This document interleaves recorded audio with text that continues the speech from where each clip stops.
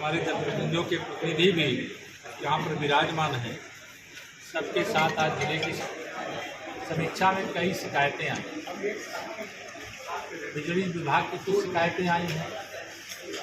कुछ राष्ट्रीय राजमार्ग, कुछ स्टेट हाईवे, जनपद के मुख्य मार्ग हैं, इनसे संबंधित शिकायतें आई हैं।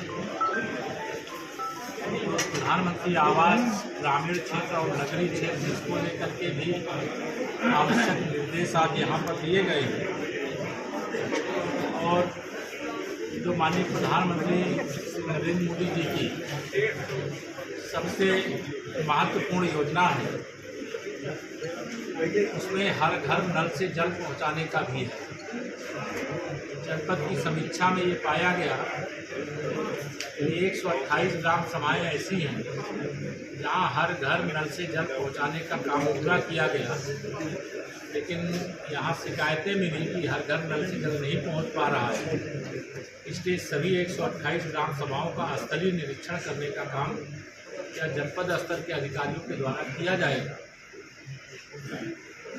बिजली की समस्या को लेकर के शिकायतें आई क्योंकि समाजवादी पार्टी की सरकार जब भी बिजली आती नहीं थी, भाजपा की सरकार में बिजली जाती नहीं, लेकिन कुछ अधिकारियों की कर्मचारियों की लापरवाही से कई स्थानों पर ट्रांसफार्मर जल जाने के बाद उन्हें समय से बदला नहीं गया। जो शासन की मंशा के अनुरूप जनपद के मुख्यालय, तहसील मुख्यालय और ग्रामीण क्षेत्र में बिजली उपलब्ध करानी है, उसमें कई जगह फाल्ट के कारण से उतनी बिजली उपलब्ध नहीं हो पा रही है। उसे तत्काल सुधारने के निर्देश दिए गए। आज मैं बस्ती की धरती से एक बार भारतीय जनता पार्टी उत्तर प्रदेश के जो प्रथम अध्यक्ष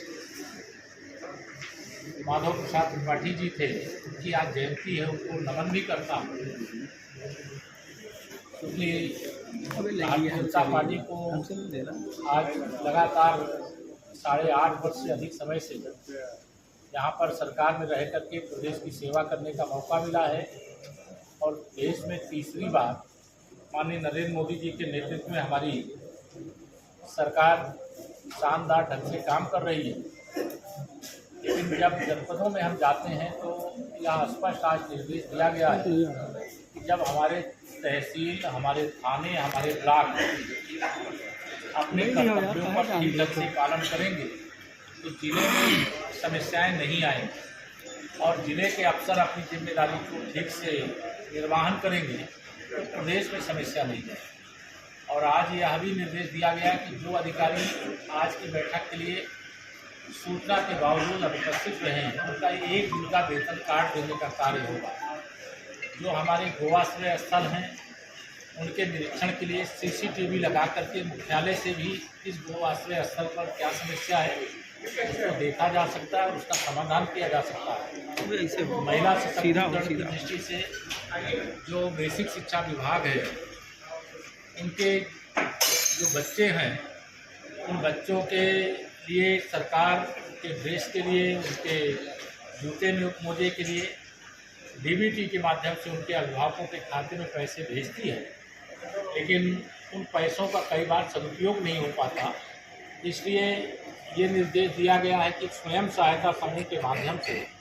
जो बच्चों के लिए ड्रेस खरीदने का काम है उस समूह के माध्यम से बनाएं, क्वालिटी का सामान बनाएं और ऐसे बच्चों को देने का काम किया जाए। गन्ना समितियों के बारे में भी उनकी सक्रियता निरंतर बढ़ी है, भुगतान उसको दिलाने के अविलंब प्रयास करने का भी निर्देश दिया गया है। हमारे जो PM आवास हो, चाहे वह उनको शौचालय हो, चाहे उनको उज्ज्वला योजना से गैस का कनेक्शन हो, सौभाग्य योजना से बिजली का कनेक्शन हो, आयुष्मान कार्ड हो, राशन कार्ड हो, या सारी सुविधाएं जो दी जाती हैं वह उनको मिल जाएं, उनके लिए भी व्यवस्था बनाने के लिए निर्देश दिया गया है। यहाँ के जिला चिकित्सालय में कुछ समस्या बताई गई है आवागमन को लेकर के, तो PWD के अधिकारियों को भी निर्देश दिया गया है कि सरकार उसमें सुधार करे जिससे कोई असुविधा किसी मरीज को लेकर के आने वालों को ना होने पावे।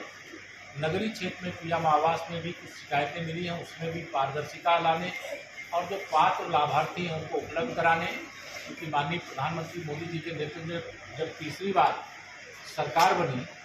तो उन्होंने 3 करोड़ और पीएम आवास देने का ऐलान किया। आज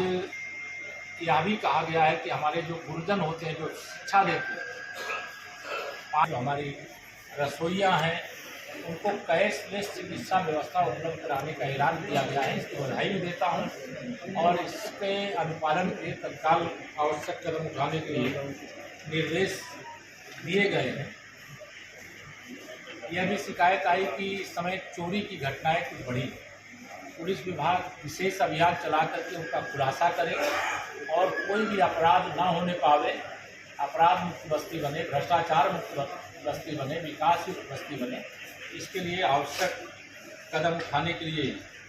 ये कहा गया है। और तहसील स्तर पर हमने आज ये कहा है, हमारी पार्टी के बहुत सारे कार्यकर्ताओं के माध्यम से फीडबैक आया, जिसमें हर महीने एक बार तहसील स्तर पर पार्टी के जो हमारे प्रत्याशी रहे हैं, वह भी जो जिले के पदाधिकारी होंगे, वह भी जो मंडलों के अध्यक्ष, वह भी जो उप जिलाधिकारी हैं, वहाँ के सीओ हैं, वहाँ के वीडियोगढ़ हैं, वहाँ के बिजली विभाग के अधिकारी हैं, बैठ करके जो जन समस्या है उसको महीने में एक बार सुनेंगे और उसका समाधान करेंगे। और यह भी स्पष्ट तौर से कहा गया है कि किसी कार्यकर्ता के द्वारा कोई समस्या बताई जाती है तो वह समस्या केवल वह मंडल अध्यक्ष या जिला पदाधिकारी जनप्रतिनिधि नहीं है, वो उत्तर प्रदेश सरकार का प्रतिनिधि है, ऐसा मानकर उनसे व्यवहार करें, ऐसी अपेक्षा की गई। आज की बैठक में चर्चा इस पूरे